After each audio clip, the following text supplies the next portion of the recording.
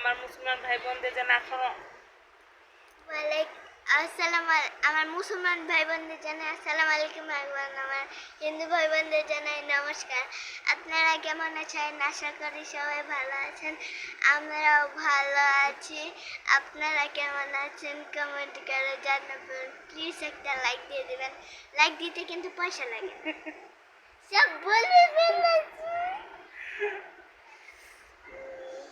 সবাই কেমন আছেন? আমরা ভালোই আছি। বলে দিয়েছি। সে আমার দুষ্টুটা আজকে ঘরে একটু শুয়ে গেছে খেলতে, ও গেছিল আয়সা পড়ছে তাড়াতাড়ি। আর যে গরম পড়ছে এই গরমে বাচ্চাদের খেলতে যাইতেও দিতে মন চায় না বাইরে। আর আজকে শুক্রবার ছিল, স্কুল বন্ধ ছিল, সেজন্য ভাবলাম যে বাইরে থেকে খেলে আসুক।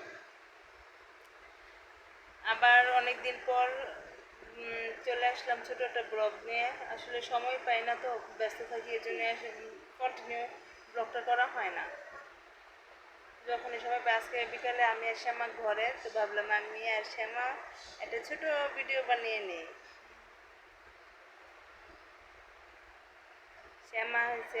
শ্যামা এখন তো শ্যামা এই টাকায় আছে, আপনাদের সাথে কথা বলতেছে। এখন যদি বলি শ্যামা বই নিয়ে বসো, তাহলে শ্যামা কি বলবো? ঘুমায় পড়বো। ঘুম লাগতেছে। ঘুম লাগতেছে।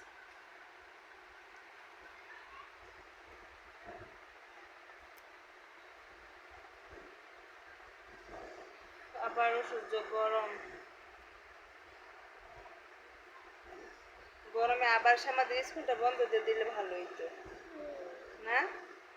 অনেক গরম, এই গরমে ওদের স্কুলে পাঠাইতে মন চায় না ওদেরকে।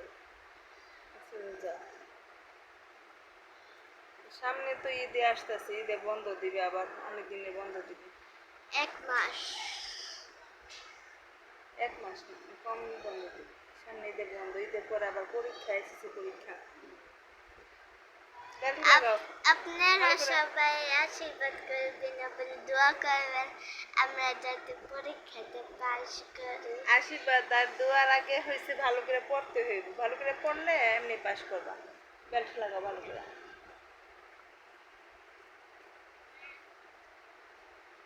ভালো করে পড়তে হয়, আশীর্বাদ আর দোয়া দিয়ে তো মানুষ পাস হয় না। পাস হয় তাহলে তো সবাই পড়া বাদ দিয়ে খালি আশীর্বাদ আর দোয়া চাইতো। আশীর্বাদ দোয়া চাইছে ভালো হয়েছে, কিন্তু পড়তে হবে, ভালো করতে বেশি করে পড়তে হবে। আমি একটা জিনিস কাটা নিয়ে আসছি। কি আনতেছ?